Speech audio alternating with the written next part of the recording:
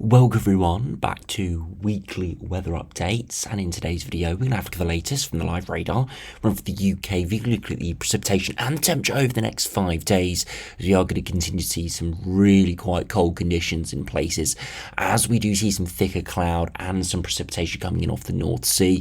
For some areas might not get much above 5 or 6 degrees. There is the risk later this working week where we do see some slightly drier and more clearer skies. We could actually see some quite harsh frosts, even for parts of southern England, which is pretty unusual for the end of April. So yeah, gonna want to wrap up warm this week. Even today, it looks really quite nice outside, especially across eastern England. We've got a lot of sunshine, but we still have a brisk easterly wind, and it is making it feel really quite chilly, especially when a few clouds come over or when you are out of the sun. As I said, that pattern's going to continue for the rest of the week, but as we head into next weekend and into the following week, into early May, essentially, things are going to turn a bit milder. But we are going to continue to see some northern blocking, and it is going to force lower pressure to sit nearby. So although the upper air temperatures are likely to rise, and of course surface temperatures will rise as well, we are probably going to be seeing quite a bit more rain as we start May. So a little bit of a pattern shift, but really turning us from something colder and drier to something wetter and a little bit closer to average. I wouldn't say we're looking at anything warm in the near distant future, really. The next week or two definitely remaining chilly, but definitely on a bit of an upwards trend, but downwards trend in terms of precipitation. So do remember, if you enjoy the videos, which you like and subscribe, and remember to follow me on Twitter as well, the link's in the description.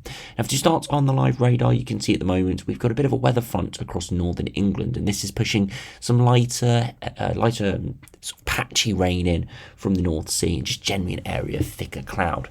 Under here, it is pretty chilly indeed with that easterly wind. Now, further southwards, we have got some pretty cold air in. But as I said a minute ago, we've got a lot of sunshine around and not too much cloud, which is allowing that feel-like temperature not to be particularly low. Surface temperature is still struggling into the low double digits, so it is still chilly out there, but not quite as cold as it could be in the next few days, where we see thicker cloud and showers. Now, this area of rain we are seeing out in the North Sea, that is going to slowly push southwards through tomorrow, and through Monday afternoon, we really could see those temperatures be really quite low during the day, where this cloud and rain does persist, and it's likely to sit around all the way to Tuesday. So yeah, next couple of days, really not looking particularly good. Elsewhere, it's drier at the moment at least, and especially to the west, as we'll see in a minute, it's actually pretty warm. This weather front is the dividing line between the cold air and the milder air. We're all under higher pressure, and that's why it is dry, but we have got a transition of air masses within the higher pressure.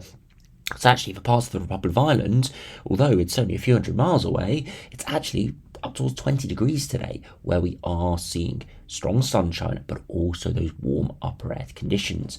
Now you can see that on the 2-meter temperatures here.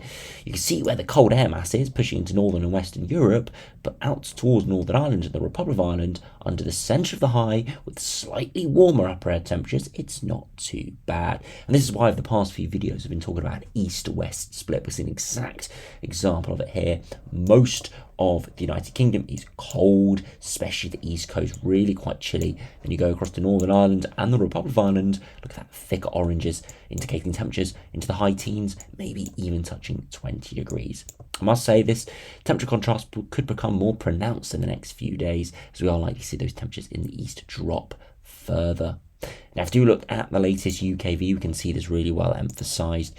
You can see that lighter rain moving in from the North Sea through the rest of this evening. It kind of comes in dribs and drabs, but you can see it progresses further inland and gets a little bit more intensity through tomorrow morning, and it's really where we see this thick cloud and rain, where it is going to be cold. The one thing you'll notice is, even in the areas where we don't have the rain, it's still cloudy, and that's really going to prohibit those temperatures. As I said, further eastwards, temperatures maybe only 5 or 6 degrees in places.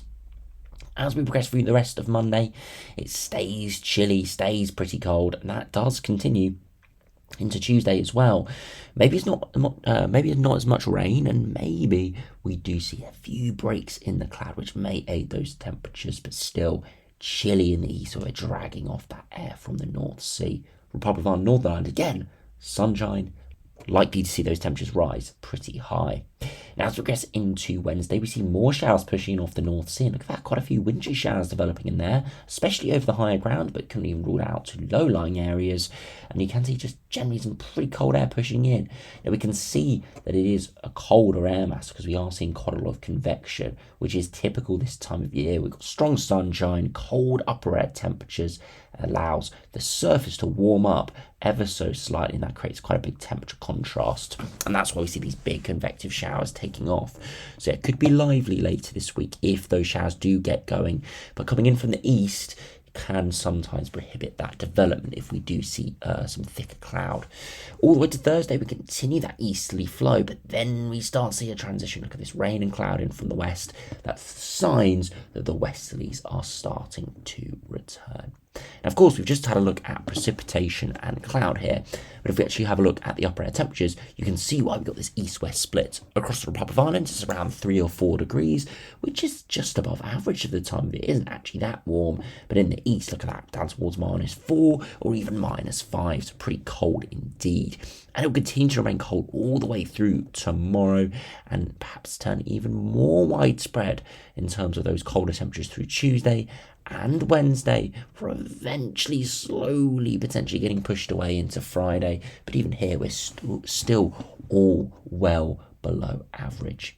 Now, if you look at the 2-meter max temperatures, you can see this afternoon maybe touching 10 to 12 degrees, or maybe just about 13 or 14 degrees at best. But look at across the Republic of Ireland, temperatures pushing the high teens there. So big temperature contrast. You can see where the cloud and rain is across northern England. Even here, only 4 to about 8 degrees today, and that's going to become a bit more widespread through tomorrow. And you can see that here as we head through Monday afternoon, or at least in the morning. Look at that frost in the east potentially, and into the afternoon, look at that line of cold conditions across much of the Midlands into southern and southwestern England of only around 5 to 8 degrees. Really chilly indeed in places tomorrow. You're going to really want to wrap up warm, as it is going to be pretty vicious out there. Not only the actual temperatures, but the feel-like temperatures with that strong easterly really isn't going to be ideal. As we head into Tuesday, temperatures again quite cold overnight, frosts where we have clearer skies further northwards, and then again look at those temperatures into the afternoon, widely again 8 to 12 degrees. Of course, milder the further south and westward you go, because we are further from that easterly flow, but across eastern areas still really quite chilly. Now, the reason why the temperatures aren't 5 or 6 degrees on Tuesday, even though the upper air temperatures are very similar, is all due to that cloud and rain. That is almost non-existent on Tuesday. There's a few showers around. So you can see how the cloud and rain makes huge differences this time of year. Into Wednesday, look at that, overnight temperatures widely down towards freezing across many areas of the north where we have clearer skies. Even further south was 3 or 4 degrees, so really chilly indeed. And into Wednesday afternoon, again, struggling to get into the double digits in most areas. Into Thursday, another very cold night, widely in the north and west under the centre of the high, less cloud, less showers, widely down towards freezing or below freezing. These sort of conditions wouldn't be out of place in early January, but we're seeing this in late April. Could be pretty damaging out there if you've got any sensitive plants. So do take your necessary precautions. This is still a good few days away, so it might not come off exactly like this, but the risk is definitely there. And into Thursday, again, temperatures really struggling into the double digits. And again, another very cold night to Friday, even further southwards and eastwards. So yeah, it is going to be a very chilly next 5 days. It is going to be variable. Some days could be really cold, some days less cold.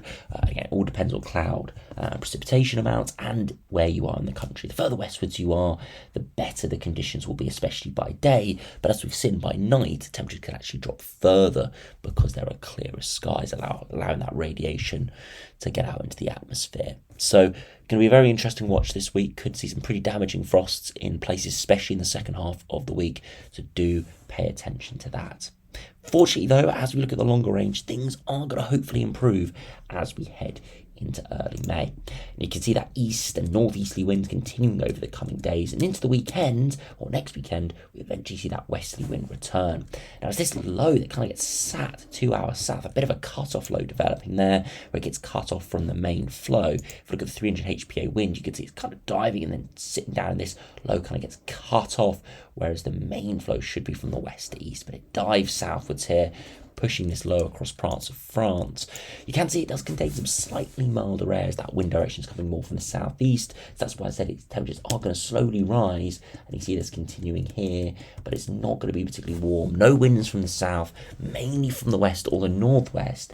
And look at this from the GFS at 384 hours into early May, opening the floodgates again to some very cold Arctic air.